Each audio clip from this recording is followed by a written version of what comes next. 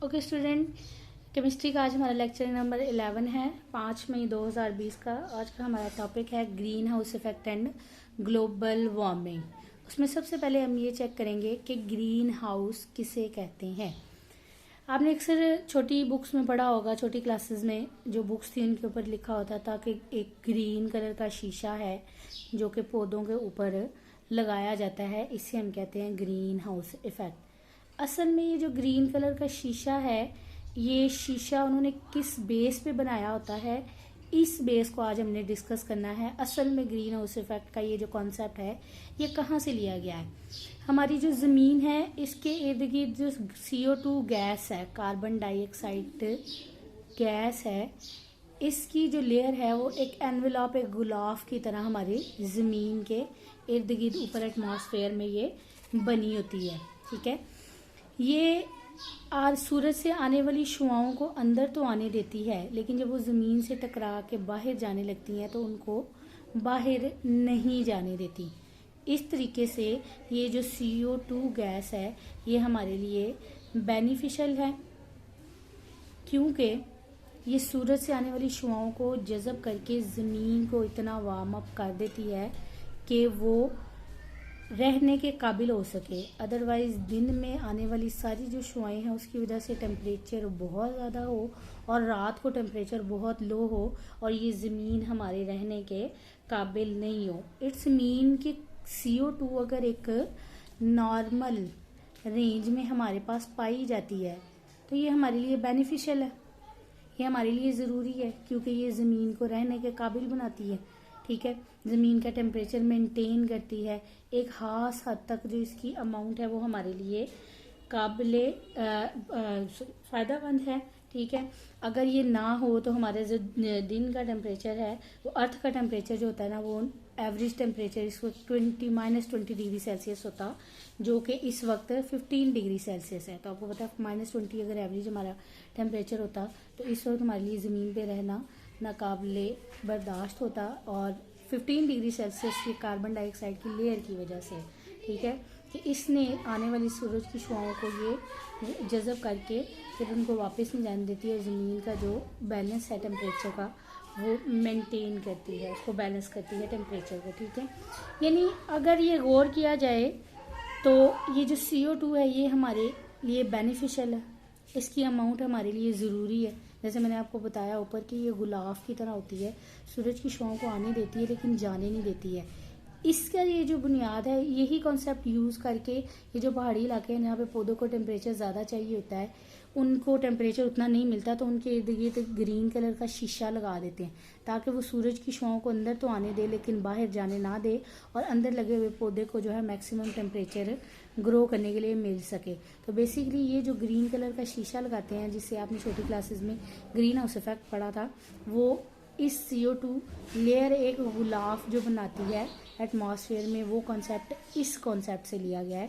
ये जो हमारे एटमॉस्फेयर में कार्बन डाइऑक्साइड का गुलाफ है। ठीक है, बात हम कह रहे थे कि कार्बन डाइऑक्साइड की जो नॉर्मल कंसनट्रेशन है वो हमारे लिविंग स्टाइल के लिए ज़रूरी है। ठीक है, जैसे हमने देखा कि कार्बन डाइऑक्साइड वैसे भी हमारे लिए एसेंशियल है। ठीक है, जैसे हमने देखा कि फोटोसेंसिस के जरिए फोटोसेंसिस में कार्बन डाइऑक्साइड जो है वो यूज़ होती है। जैसे कार्बन डाइऑक्साइड वाटर के साथ मिल के in the presence of chlorophyll, ठीक है, और सनलाइट, वो कार्बन डाइऑक्साइड ग्लूकोज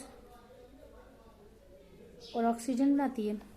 एनिमल ये जो है ऑक्सीजन रेस्पिरेशन के लिए यूज़ करते हैं, फिर ये रिवर्स प्रोसेस चलता है कि वो कार्बन डाइऑक्साइड और वाटर वेपर्स यूज़ करते हैं। यानी ये दोनों प्रोसेस जो है इक्विलिब्रियम मेंटेन करने के लिए ज़रूरी है कि अगर हम कार्बन डाइऑक्साइड एक्सेल करते हैं तो प्लांट उसको फोटोसिंथेसिस के लिए यूज़ करते हैं और बदले में हमें ऑक्सीजन देते हैं, जबकि ऑक्सीजन हमें मिलती है और हम बदले में उनको कार्बन डाइऑक्साइड देते हैं। अगर ये मेंटेन रहे ये बैलेंस, तो फिर तो ये हमारे लिए अच्छा है।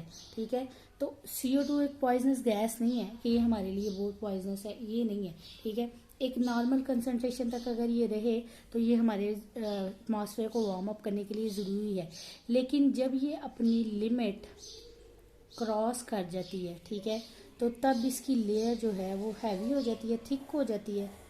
थिक होने से क्या होता है, ये जो इसने गुलाफ बनाया हुआ है, ये सूरज से आने वाली शुआएं, जिनको हम विजिबल रेज या अल्ट्रा वायलेट रेडिएशन कहते हैं, वो रेज जिनकी वेवलेंथ छोटी होती है। वेवलेंथ मैंने आपको बताया, ये ऊपर वाला हिस्सा इसका क्रस्ट होता है, नीचे वाला एरिया ट्रफ कहलाता है। क्रस्ट से क्रस्ट या ट्रफ से ट्रफ तक के फासले को हम वेवलेंथ कहते हैं, ठीक है। तो ये सूरज से आने वाली विजिबल लाइट, यूवी लाइट को ज़मीन तक आने तो देती है, लेकिन जैसे वो ज़मीन से टकरा के वापस जाती हैं, उनकी वेवलेंथ लार्जर हो जाती है, लॉन्गर हो जाती है, ठीक है।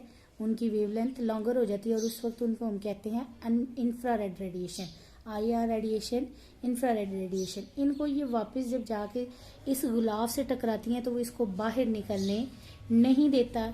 इवेंचुअली वो फिर आके ज़मीन से टकराती हैं, ठीक है, और फिर इस तरीके से वो उसके साथ टकराती हैं, वापस आके ज़मीन को लगती हैं, फिर टकराती हैं, ज़मीन को लगती हैं। अब हमारे लिए नॉर्मल कंसंट्रेशन तो ज़रूरी थी कि वो यूवी को एब्जॉर्ब करके इस एटमॉस्फेयर को, अर्थ को, हमारे को वार्म अप रखता है, लेकिन जब ये कंसंट्रेशन है बढ़ जाती है तो वो ज़्यादा एब्जॉर्ब करता है हीट को, ठीक है, ज़्यादा एब्जॉर्ब करता है, ज़्यादा ज़मीन से टकरा के IR में, इंफ्रारेड में कन्वर्ट होकर ज़्यादा टकरा के फिर वापस आएंगी। ऐसे ऐसे बार बार टकराने से ज़मीन का जो टेम्परेचर है वो इंक्रीज करता जाता है, ठीक है। ये हमारे पास ग्रीन हाउस इफेक्ट है, ठीक है, कि ये सूरज की अल्ट्रावायलेट रेडिएशन को आने तो दे रहा है, लेकिन वो जब टकरा के इंफ्रारेड रेडिएशन लॉन्गर वेवलेंथ में कन्वर्ट होती है, उसको बाहर जाने नहीं दे रहा। ज़मीन को हीट के थप्पड़ लगते जा रहे हैं, ठीक है, जैसे आपके मुंह पे लगते जाए, आपका मुंह गर्म होता जाएगा, तो ऐसे इसको भी लगते जाएंगे, तो ये गर्म होती जाती है। तो ये जब अर्थ का टेम्परेचर इंक्रीज हो रहा है तो हम कह रहे हैं ये टेम्परेचर इंक्रीज करना, ये क्या है, global warming. This is called global warming. जितनी CO2 की अमाउंट ज़्यादा होगी उतनी ग्लोबल वार्मिंग ज़्यादा होगी। ये दोनों एक दूसरे के क्या हैं, डायरेक्टली प्रोपोर्शनल, क्योंकि कार्बन डाइऑक्साइड की अमाउंट ज़्यादा होगी, हीट को ज़्यादा अब्जॉर्ब करेगी, ज़्यादा हीट आके इससे टकराएगी, तो उतनी ज़्यादा अर्थ का टेम्परेचर इंक्रीज करेगा, और जितना इंक्रीज करेगा टेम्परेचर उतनी ग्लोबल वार्मिंग ज़्यादा होगी, ठीक है।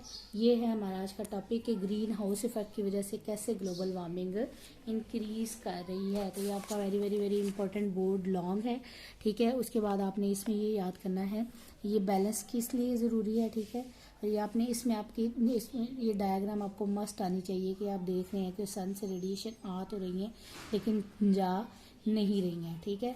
Very very very important board long है ये आपका, ये आपने अच्छे तरीके से याद करना है, ठीक है।